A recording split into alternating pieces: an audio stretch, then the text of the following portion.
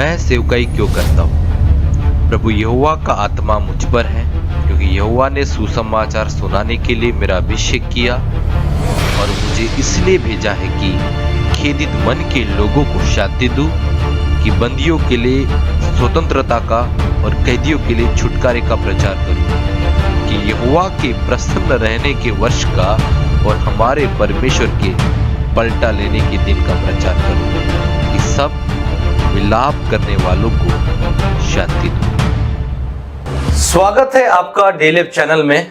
यदि आप मुझे पहली बार देख रहे हैं तो जाने ये है डेलिप चैनल और मैं हूं पास्टर सुजीत कुमार उके। लगातार आपके सामने संदेशों को ला रहे हैं, ऐसे संदेश जो अलग अलग विषय पर हो। और यदि आपने इसके पहले के सेशंस नहीं सुने हैं तो जाए हर एक सेशंस के विषय में जानकारी ले और अलग अलग विषय पर अपने ज्ञान को आप बढ़ाएं। आज हम बात करेंगे एक नए विषय पर, और नए विषय पर जब बात कर रहे हैं तो आए हम इसका आरंभ प्रार्थना के साथ करेंगे। आए अपनी आंखों को बंद करें और पवित्र आत्मा को निमंत्रण दे। स्वर्ग पिता, दयालु और अनुग्रहकारी परमेश्वर, फिर से एक बार आपके चरणों के निकट हम आते हैं और प्रार्थना करते हैं खुदा बाप, जब आप बात करेंगे अपने वचनों के द्वारा तो ये वचन हमारे आंखें खोलने वाली हो, हमारे जीवन में जो अंधकार है उन बातों से हमें आजाद करने वाली हो। और निश्चय हमें विश्वास है कि पवित्र आत्मा जो आप बातें बताएंगे वो हमें आजादी की ओर लेकर जाएगी, बंधनों से आजाद करेगी। हमारे अगुवाई कर हर एक सुनने वाले मनों पर, विशेषकर ऑनलाइन ऑफलाइन सुनने वाले हर एक लोगों पर आप बात करें, आप आजादी दें। मैं आशा करता हूं एक छुटकारा आ रहा है। मैं आशा कर रहा हूं कई भाई बहनों के बंधन आज टूटने जा रहे हैं एक प्रभावशाली वचन के द्वारा, और सब कहें आमीन। प्रभु यीशु मसीह के मधुर मीठे नाम में आप सभी को प्यार भरा सलाम। आज हम एक नए विषय पर चर्चा करने वाले हैं, और इस नए विषय की चर्चा करने से पहले मैं परमेश्वर के एक वचन को पढ़ना चाहूंगा। पहला कुरिन्थियों 15 अध्याय उसका 33 पद हमें कहता है, धोखा न खाना बुरी संगति अच्छे चरित्र को बिगाड़ देती है। जब हम लोगों को फ्रेंडशिप के दायरे में देखते हैं, दोस्ती के दायरे में देखते हैं, तो हम देखते विशेषकर संसार के लोगों को जब वो दोस्ती में होते हैं, फ्रेंडशिप जैसे मायनों को देखते हैं, ये इतना बढ़चढ़ी से उनके जो में चल रहा है, फ्रेंडशिप डे तक वो मनाते हैं, दोस्त को भाई तक मान लेते हैं। और बाइबल भी ये कहती है कि विपत्ति के समय में यदि दोस्त कोई सहायता करे तो वो विपत्ति के समय दोस्त नहीं भाई बन जाता है। बेशक ऐसे यदि आपके जीवन में दोस्त है तो हम कह सकते हैं कि वे लोग आपके मित्र हैं, लेकिन अधिकतर समय में लोग दोस्ती में अंतर नहीं कर पाते, फ्रेंडशिप में अंतर नहीं कर पाते, ऐसे मूर्खों के साथ संगति करते हैं। और इसीलिए पहला कुरिन्थियों 33 पद कहता है, धोखा न खाना बुरी संगति अच्छे चरित्र को बिगाड़ देती है।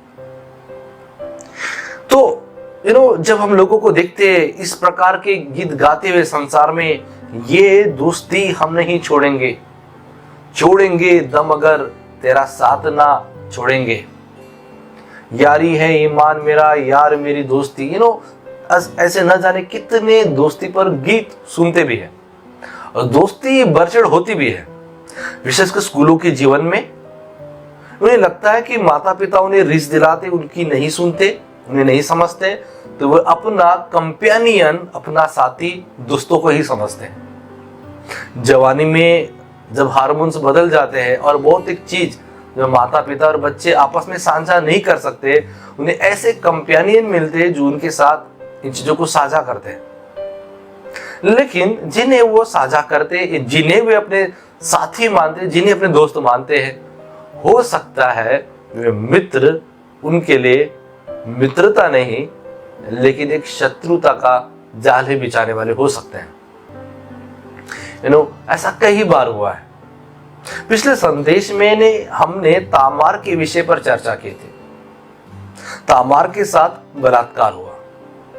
बाइबल में सबसे पहला बलात्कार आप देखेंगे तो तामार के साथ बलात्कार हुआ है। यदि सबसे पहले बलात्कारी के विषय में बात करेंगे तो अमनोन ही था। यदि किसी बलात्कारी की हत्या करे तो हाँ, हम ये कह सकते हैं कि याकूब के घराने में इसके पहले बहन के साथ व्यभिचार करने वालों की हत्या हुई है। लेकिन मसलन जब इस विषय पर हम चर्चा करते हैं कि अबशालोम ने अमनोन का कत्ल किया, वह तामार के साथ बिल्कुल दुर्व्यवहार ही किया गया। लेकिन जड़ देखेंगे आप, ये मसला जो है वो अबशालोम का नहीं है, ये मसला जो है ये तामार का नहीं है, ये मसला तो अमनोन और उसके मित्र का है। असल में इसकी जड़ जो थी ना, उसका मित्र ही था। जब कभी अमनोन बैठता था तो उसी मित्र के साथ बैठता था, जब कभी वो बातें करता था तो उसी मित्र के साथ करता था जिसकी आंखें कुकर्म देखने के लिए बिल्कुल तैयार ही थी। बाइबल में व्यभिचार के विषय में यीशु मसीह यही कहता है। व्यभिचार में ये कहता है कि ये मत समझे कि व्यभिचार तभी हुआ जब आप कुकर्म करते हैं। यीशु मसीह कहते हैं जब किसी स्त्री को आप क्रूर दृष्टि से देखते हैं तभी व्यभिचार हो चुका है। यीशु मसीह बड़े गहराई में आयाम को लेकर जाते हैं। वो पापों के विषय में सचेत विचारों में ही कर देते हैं। यदि हमारे पापी विचार है तो पाप तो जीवन में होगे ही होगे। तो अमनोन ने अपने जीवन में पाप किया और पापों के परिणाम को भी भुगता, उसका जिम्मेदार उसकी संगति थी। हालेलुया। कहीं आपके जीवन में ऐसे बुरे मित्र तो नहीं है जो केवल व्यभिचार के विषय पर बातें करते हैं, आपको ऐसे वेबसाइट पर लेकर जाते हैं जो पोर्नोग्राफी से भरी हुई हो, आपको बार बार ऐसे स्त्री के तरफ, ऐसी महिलाओं के तरफ, ऐसी लड़की के तरफ आपकी आंखें बार बार करते हो और आपको विवश करते हो कि आप पाप कर बैठे। ऐसे शादीशुदा पुरुष भी हो सकते हैं। हम एक चीज देखेंगे कि शैतान का सबसे बड़ा जो हथियार है वह व्यभिचार भी है। शैतान का सबसे बड़ा एक माध्यम भी यदि है तो मित्रता भी है। मित्रता, इस संबंध के जरिए शैतान ने अपने बड़े बड़े कामों को उसने परमेश्वर की योजना पर मात दे दी है। परमेश्वर की योजना पर जो लोग चल सकते थे उनके जीवन में नियंत्रण किया, उनके जीवन में हस्तक्षेप किया। जैसे पिछले सेशन में हमने देखा कि कैसे यहूदा इस्करियोती, जो एक समय में यीशु मसीह का चेला था, यह कभी भी यह तय नहीं था कि यहूदा इस्करियोती ही यीशु मसीह को पकड़वाए। भविष्यवाणी की गई थी कि एक व्यक्ति यीशु मसीह को पकड़ने वाला होगा, पर यह जरूरी नहीं था कि वो यहूदा इस्करियोती हो, व्यक्ति और कोई भी हो सकता था। लेकिन जब हम शैतान के जाल में फंस जाते हैं, बुरे मित्रों के साथ फंस जाते हैं, तो कुछ एक भविष्यवाणियां आपके द्वारा पूरी हो सकती हैं जो परमेश्वर तो नहीं चुनता, लेकिन आपके पाप करने के निर्णय, आपकी बुरी मित्रता, बुरी संगति हो सकती है आपके द्वारा वो भविष्यवाणी पूरी करवाए जिसके परिणाम बहुत उत्तम तो नहीं होंगे। न जाने कितने लोग हैं आज चर्च में जाते, न जाने कितने लोग हैं परिवार के साथ उठते बैठते, स्कूल में जाते, कॉलेज में जाते, पर ये सोचते भी नहीं कि जिन्हें वे अपने आंखों के तारे समझ रहे, जिन्हें अपने दोस्त समझ रहे, वो दोस्त नहीं, लेकिन उस दोस्त के पीछे एक ऐसा व्यक्ति है, एक ऐसा शख्स है जो बिल्कुल आपको मोहरे के रूप में इस्तेमाल कर रहा है। जी हाँ, आप बहुत एक लोगों के लिए मोहरे ही हो सकते हैं। उन्हें बस आनंद आ रहा है, उन्हें इन चीजों को जब आप करते हुए देखते तो उन्हें बड़ा, उनकी आंखों को बड़ा सुकून मिल रहा है। मैं आज सोच रहा था, अनुमान लगा रहा था, यदि हमारा सबसे बड़ा शत्रु कौन है, चर्च अपने पुलपिट से प्रचार करता है हमारा सबसे बड़ा शत्रु शैतान है, लेकिन केवल आप शैतान को ही अपना सबसे बड़ा शत्रु समझ रहे हैं तो एक बहुत बड़ी गहरी बात से आप दूर रह सकते हैं। और परमेश्वर ने मेरी अगुवाई की कि मैं इस बात को आपके समीप रख दूं। यदि सबसे बड़ा शत्रु शैतान है और वो उन संबंधों के द्वारा, उन हितैषी के द्वारा, उपचिंतक के द्वारा जिसे आप मानते हैं है नहीं, उनके द्वारा काम कर रहा है, उनके द्वारा आपके जीवन में अपनी योजना पूरी कर रहा है, तो जाने यही लोग आपके जीवन में छोटे छोटे शत्रु हैं। क्यों दाऊद ये प्रार्थना करता कि मेरे शत्रु से मुझे बचा, मेरे शत्रु से मुझे छुड़ा? असल में दाऊद के सबसे बड़े शत्रु बाहर नहीं थे। सबसे बड़ा युद्ध वो नहीं जो मैदान में लड़ा जाए, सबसे बड़ा युद्ध तो वह है जो गृह में लड़ा जाए। दाऊद के घर में युद्ध मैदानों में बहुत से हुए, लेकिन दाऊद को एक ही कभी आप पूछिएगा तो दाऊद यही कहेगा कि उसके जीवन में सबसे बड़ा युद्ध पता है कौन से थे? आपका सबसे बड़ा शत्रु कौन है? आपका सबसे बड़ा शत्रु वही है जो आपके सारे राज जानता हो। आपका सबसे बड़ा शत्रु आपका घर का व्यक्ति हो सकता है। आपका सबसे बड़ा शत्रु आपके निकटता में रहने वाला व्यक्ति है, आप जैसे हर चीज साझा करते हैं, जब भी इसके साथ थाली में खाना खा रहे हैं। बेशक बड़ा शत्रु शैतानी है जो झूठ का पिता भी है, लेकिन यदि आपके साथ ऐसे संबंध है जिस संबंध में आप रह रहे हैं, वो पत्नी हो चाहे पति हो, वो मित्र हो चाहे सखा हो या बंधु हो या भगिनी हो, वो कोई भी क्यों ना हो, यदि आप किसी संबंध में हैं और वो व्यक्ति बार बार आपसे झूठ बोल रहा है तो समझ जाइए आपका जो आज मित्र आपको देख रहा है वो कल आपका शत्रु हो सकता है। चाहे शादीशुदा जीवन में हो चाहे किसी भी संबंध में हो, झूठ की जरूरत ही क्या? जहां पूरी तरह से पारदर्शकता हो, जहां पानी के समान साफ रिश्ते हो, वहां कोई दिक्कत ही नहीं है, बिल्कुल दिक्कत ही नहीं है। लेकिन यदि आपके जीवन में ऐसे मित्र है जो आपके बैरी है, जो आपके बैरी है। यहूदा इस्करियोती यीशु मसीह के 12 चेलों में चुना गया था। कुछ एक बातों तो थी उसमें, कुछ एक बातों में तो उसे परखा गया था। यीशु मसीह वाकई ऐसे मेंटर नहीं रहेंगे कि कैसे ऐरे गहरे को वो अपने 12 चेलों के उस लिस्ट में शामिल कर दे। कुछ एक बातें थी, कुछ एक टैलेंट थी, उसने अपने जीवन में कुछ एक बातों पर, कुछ एक परीक्षा में वो पास भी हो गए।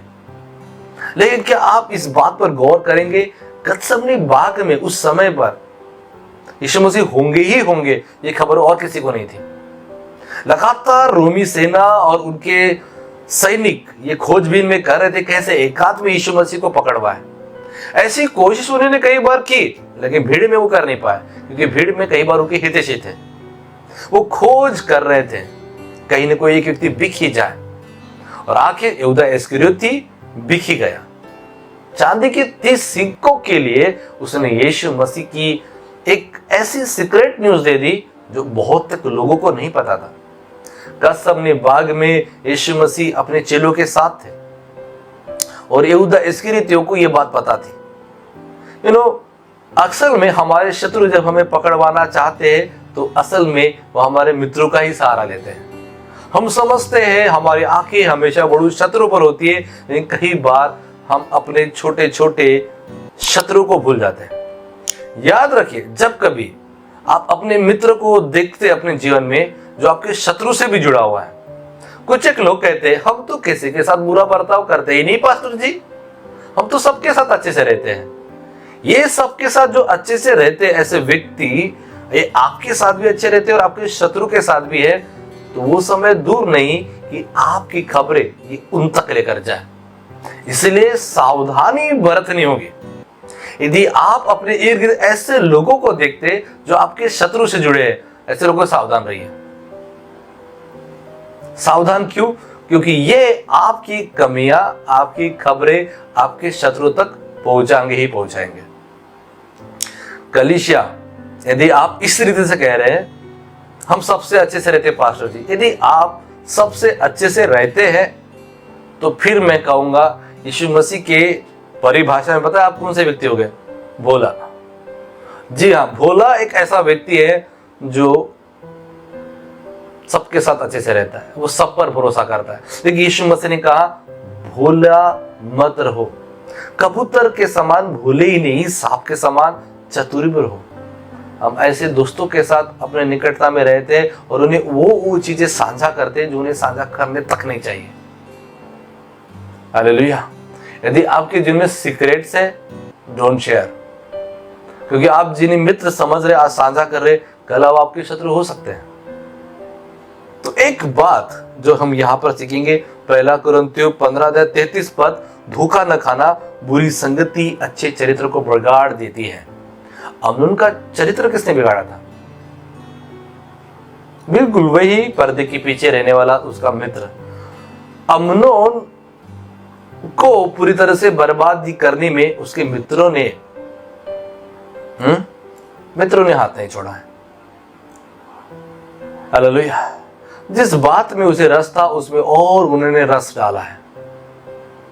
हो सकता है आप बुरे मार्ग में हो सकता है बुरे काम कर रहे हो, आप छिप छिप कर शराब पी रहे हो, आप छिप छिप कर सिगार पी रहे हो, आप छिप छिप कर व्यभिचार वाले क्षेत्र में जाते हो, और आपके इर्द गिर्द जो दोस्त है आपको जो सहचर्य कर रहे हैं और आप मान रहे हो आपके मित्र हैं, तो जान लीजिए इन्हीं बातों में आपको समझ में आ जाएगा, परख आ जाएगी कि आपके मित्र नहीं है। यदि वे आपके मित्र होते तो आपको रोकते, यदि वे आपके मित्र होते तो वे आपका साथ न देते। परमेश्वर का वचन 1 कुरिन्थियों 15:33 कहते हैं, धोखा न खाना, बुरी संगति अच्छे चरित्र को बिगाड़ देती है। हालेलुया। पिछले सेशन में हमने और एक बात की थी, क्षमा देने के विषय में, क्षमा करने के विषय में। यदि आपने किसी से ठेस खाई है, यदि आपको किसी से धोखा मिला है, धोखाधड़ी मिली है, और जब ये लोग पश्चाताप कर कर वापस आपके पास आते हैं, तो सतर्क रहिए, सावधान रहिए, क्षमा दीजिए।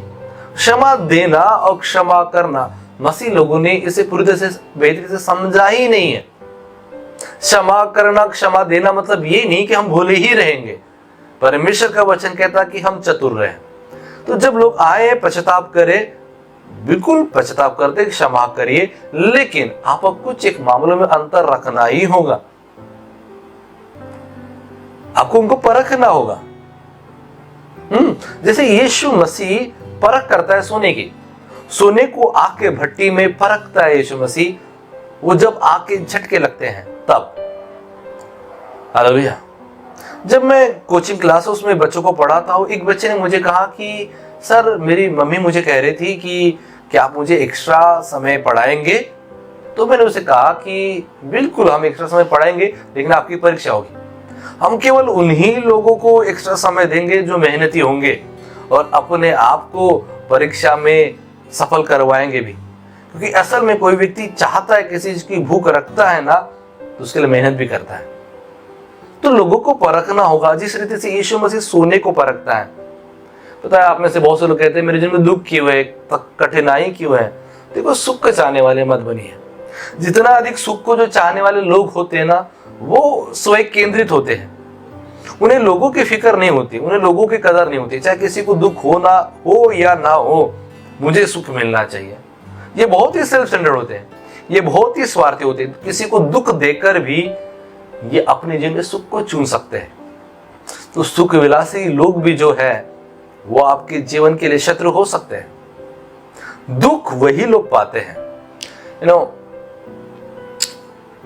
मैं कई बार हंस रहा था, लगातार कई सालों से टीवी चैनल पे संदेश चलता जा रहा था, सबके माइंड में एक चीज चलती रहती, कटप्पा ने बाहुबली को क्यों मारा? और परमेश्वर का आत्मा मुझे जब बात कर रहा था ना, तो मुझे कुछ एक चीजें जाहिर कर रहा था, मैं बड़ा हंस रहा था।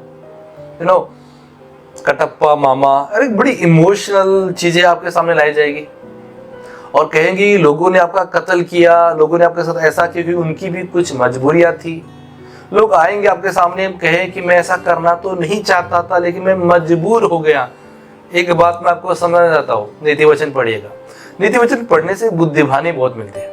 यदि आपके इर्द गिर्द ऐसे लोग हैं जो आपको मारना चाहते किसी की मजबूरी के लिए, पहला विकल्प।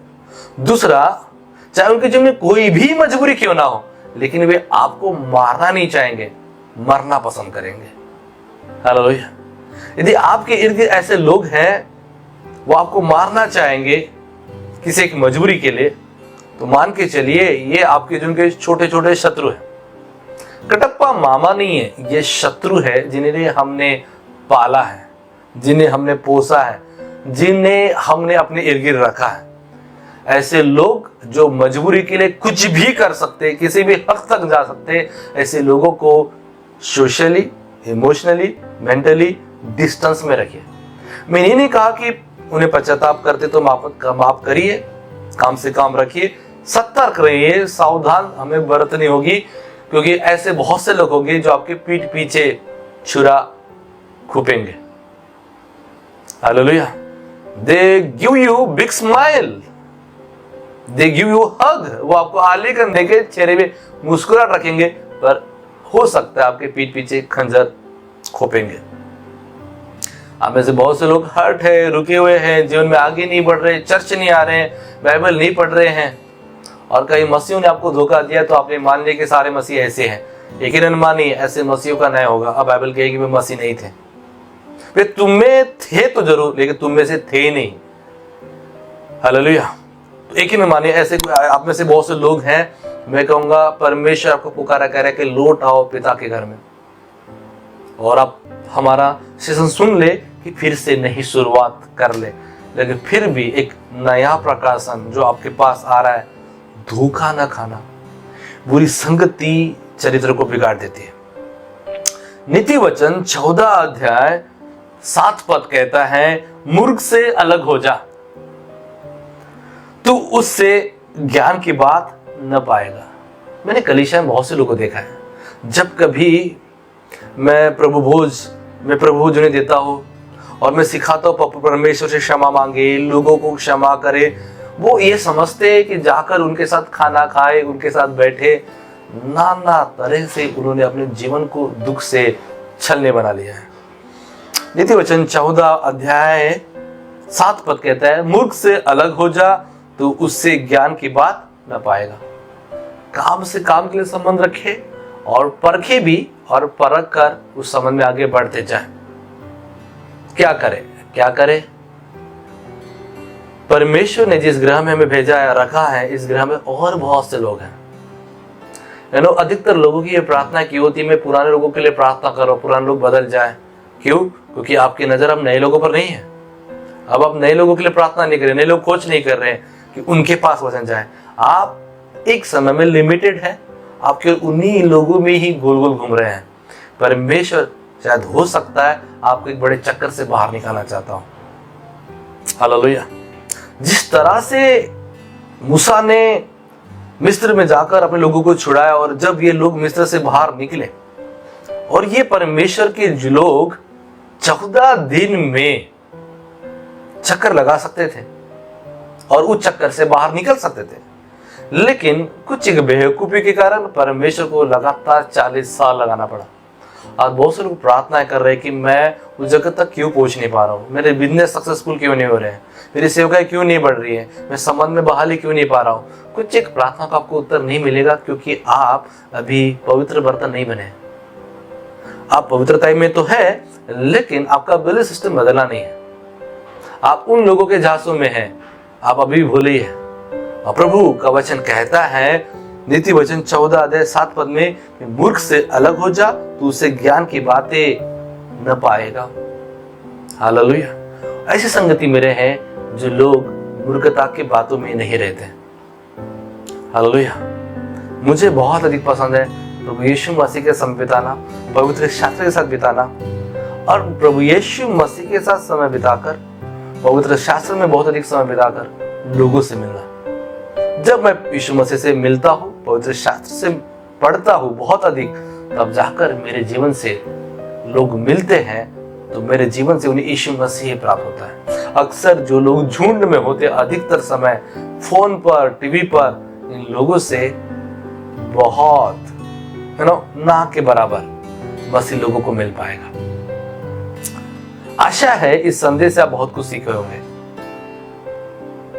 विकल्प आपका है, चुनाव आपका है कि आपका यीशु मसीह पवित्र आत्मा के साथ समय बिताने से मिलेगा, आपका यीशु मसीह बाइबल के साथ समय बिताने से मिलेगा, या टीवी, मोबाइल, या उन लोगों के साथ जो लोगों के साथ बहुत अधिक समय बिताते हैं चुगली करने में, बात को इधर उधर करने में। ऐसे लोगों से सावधान रहे जो आपके शत्रुओं के साथ जुड़े हुए हैं।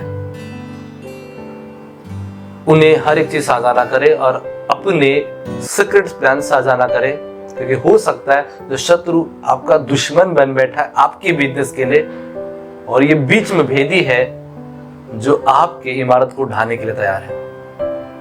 हालेलुया। इसलिए संदेश है कि भ्रम की आत्मा से अनजान न रहे।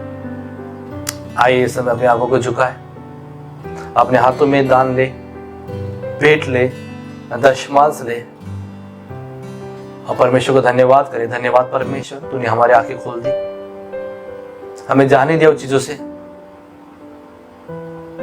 उस आग के चटकों से। हमें दुख भी हुआ, तकलीफ भी हुआ, लेकिन धन्यवाद इस दुखों के लिए, इस तकलीफों के लिए, क्योंकि ये दुख, ये तकलीफ वो आग थी, वो ताड़ना थी जिसने हमें भोलेपन से आजाद किया, चतुराई दी, शिक्षा दी, और आज हम नहीं फंसने वाले। शैतान जाल बिछाएगा लेकिन हम नहीं फंसने वाले। शैतान माध्यम फिर से लाएगा लेकिन हम नहीं फंसने वाले। बेशक प्रभु हम लोगों को माफ करेंगे, लोगों को स्वीकार करेंगे, और भरसक जब हमें उन्हें सहायता करने की अवसर मिले हम सहायता भी करेंगे, प्रार्थना कर कर, परमेश्वर की अगुवाई पाकर। उतावलेपन में हम अपना होश नहीं खो पाएंगे। उन्हें देखो खुदा बाप, इन लोगों को बुद्धि दे, इनके माइंड को ओपन कर, जानने पाए इनके जीवन में बेहतरीन लोग कौन है। पाखंडी पासबानों से, पाखंडी विश्वासियों से, पाखंडी दोस्त से इन्हें सुरक्षित रख। मैं इनके जीवन में प्रोटेक्शन मांगता हूं पिता। हालेलुया। जो मसीह का नाम ले फिरते हैं, जो मसीह का सुसमाचार लेकर फिरते हैं लेकिन मसीह के नहीं है, ऐसे लोगों से सुरक्षित कर यीशु मसीह के नाम में। हालेलुया। यदि आप वचन से आशीषित हुए हैं और आप इस सेवकाई को दान देना चाहते हैं, भेंट देना चाहते हैं, अपना दशमांश देना चाहते हैं, निश्चय जाने ये मनुष्य की सेवकाई नहीं, ये परमेश्वर की सेवकाई है। और आप यदि दान, दशमांश, भेंट देते हैं तो परमेश्वर आपको बहुत ऐसे आशीष देगा, गुप्त में आशीष देगा। यदि परमेश्वर आपसे बात कर रहा है, आप इस वेदी पे अपने भेंट को, अर्पण को चढ़ा सकते हैं। यकीनन मानिए आपकी भेंट की सुगंध स्वर्ग तक पहुंच रही है और स्वर्ग से आपके लिए प्रतिफल आ रहा है। आपने भेंट बोई, दशमांश बोया, मैं विश्वास करता हूँ। मेरी प्रार्थना है आपके भेंट पर, आपके दशमांश कर परमेश्वर आपके बिजनेस को आशीषित करे। ये संदेश औरों को साझा करे ताकि बहुत से लोग आशीषित हो पाए। यदि आप दान नहीं दे सकते, भेंट नहीं दे सकते, तो आप बहुत कुछ कर सकते हैं। लाइक करें, सब्सक्राइब करें और बहुत से लोगों को इस संदेश से साझा करें ताकि परमेश्वर के वचन के द्वारा आप उन्हें आशीषित कर सकते हैं। हालेलुया। सुनाओ, मेरे लिए प्रस्तुति के लिए प्रार्थना करें, हमारे सेवका के लिए प्रार्थना करें ताकि परमेश्वर मेरा प्रस्तुति का और इस सेवका का इस्तेमाल करे लोगों के लिए, ताकि लोगों को हम आशीष करते रहें। हालेलुया। परमेश्वर का प्रेम, प्रभु यीशु मसीह का अनुग्रह, पवित्र आत्मा की सहभागिता आने वाले युग तक होती रहे। अगले सप्ताह फिर से मिलेंगे एक नए संदेश के साथ। तब तक के लिए जय मसीह।